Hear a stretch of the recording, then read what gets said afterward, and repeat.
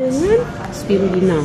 So beliau ada share pagi tadi dengan saya sebab makan Shirutto tadi. So implikasi selepas kena jalani kemoterapi tu, dia tidaklah seteruk apa yang beliau bayangkan.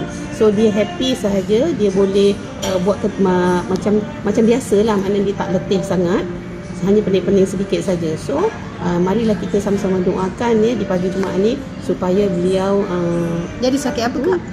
Dia ada sakit kanser pankreas. Kanser pankreas. Stage berapa tahu? Stage 1. Stage 1. Jadi doktor suruh buat kemo berapa cycle tak tahu? Dia tak bagi tahu lagi. Tapi dia akan ada jalan kemo nantilah. Hari ini kalau tak silap ada kemo lagi. So jadi dia lepas kemo terus ambil Shirutto? Yes, dia ambil Shirutto sebelum and selepas.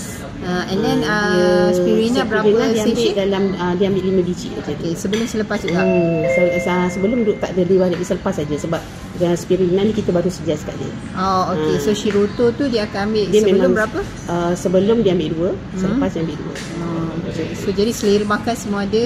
Selera makan dia tak adalah teruk sangat sampai macam orang lain. Dia masih boleh makan dan dia tak nampak letih sangat.